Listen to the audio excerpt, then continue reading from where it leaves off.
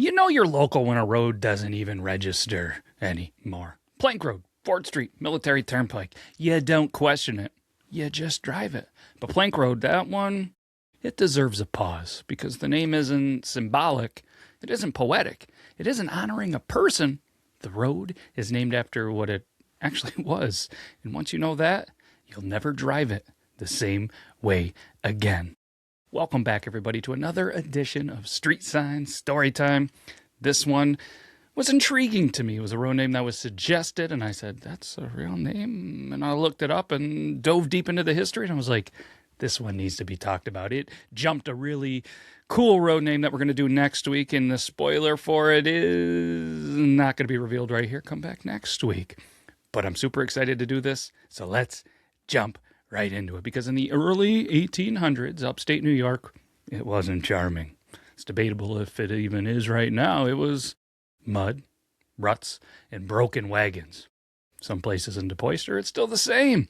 The spring thaw, roads vanished. Fall rain, roads swallowed horses. Winter ice and frozen wheel ruts that could snap axles. Stone roads were rare, and they were expensive. Gravel, it washed away. So New York did what New York always does. I know what you're going to say here, but I'm going to go with it experimented.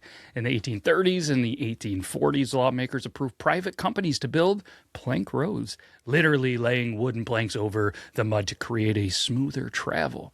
This wasn't a backwoods idea. It was considered modern infrastructure. People honestly believed that this was the future of transportation.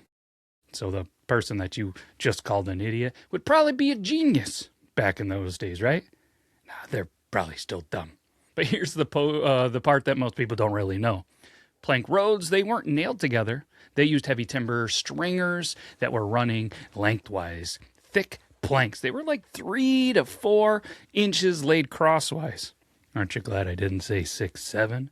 Dirt packed tightly along the edges to hold everything in place. There was no asphalt, no concrete, no metal. Just pressure, weight, and a whole lot of hope. So when wagons, they rolled over them, the road responded. It flexed, it creaked, it even talked back. If you lived nearby, you could hear traffic coming long before you saw it. And this wasn't theatrical here. St. Lawrence County had multiple plank roads, but 2 mattered most locally. The Heuvelton to Kalb Plank Road and the Gouverneur Richville Canton Plank Road. The Gouverneur Richville Canton Plank Road was officially organized in July of 1849, and it was roughly 16 miles long. These roads didn't just pass through towns, they actually helped create them. DeKalb Junction didn't become important by accident. It became important because roads met there. If you controlled movement, you controlled business back then. And these were private toll roads. They weren't public highways. Toll rates were set by law. 2-horse wagons were roughly 1.5 cents per mile. 1 horse was a little bit less. Livestock, they charged by the head.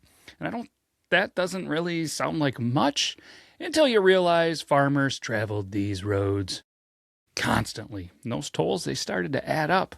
Toll gates were placed strategically near town edges, at intersections, and near taverns, which brings us to the human side of the road. Toll gate keepers, they earned about $150 a year. It wasn't enough to live on, so many of them also ran roadhouses or taverns, well, right next to the gate. I mean, think about what that means. Everyone had to stop. Everyone had to slow down. Everyone talked. Farmers, teamsters, travelers, dealers, drunks. You could be pouring the drunk a beer, and then a vehicle would be coming by, well, a wagon. Then you'd have to run to your toll gate, handle business, run back, and hope there wasn't a bar fight and somebody didn't steal a couple of beers, right? But then, because everybody's talking to each other, news traveled faster here than anywhere else. If something happened over in Gouverneur or Canton, you know what I mean? Next thing you know, the next town heard about it at the first toll gate. These were places, that just weren't stops. They were information hubs, and sometimes conflict hubs. Because here's the part history books, they don't sugarcoat. Wood, it rots. Planks, they warp, boards loosen, holes form. Horses, they broke legs. Wagons, they tipped over. People, they got pretty hurt. And when they did, they sued. Maintenance costs exploded. Revenue dropped. Investors, they bailed. And by the late 1850s, plank roads across New York were collapsing. Locally, sections were abandoned between 1858 and 1861. The Great Wooden Road experiment failed. Pretty fast, too. And they're probably thinking, like, well, what happened after? Well, companies, they all dissolved. The roads were absorbed into the town system. They pulled the planks. They reused them, or they were just left to rot. But the routes, they stayed. Road curves, out alignments, and why a road bends there instead of straight. Those aren't accidents. They're leftovers from the plank road era. And that's why the name stuck. Plank Road. I mean, it isn't ancient history. This is why towns grew where they did. Why certain intersections exist. Why businesses clustered where they did. Your drive to work follows the path of 19th century wagons. Toll collectors, farmers hauling goods, tavern keepers making deals, gossip, injuries, lawsuits. And of all the things that remember, the road sure does. So the next time you turn onto the plank road, slow down. Picture the wood under your tires, the lantern at the toll gate, the keeper watching the road. Because before this was just another street, it was the future. And it changed this county forever. All right, that's all we got. That's another Street Sign story time. Hopefully you enjoyed that. Let me know in the comments if you liked it, if you got a road name that you want me to check out, or an area that you want me to check out, or maybe, if you've ever been down the plank road.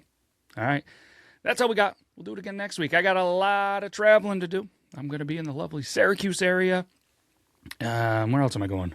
Herman, Brazier, Lisbon. I'm going to be all over the place looking for street names. And hopefully we got a good one next week. Spoiler alert, we do.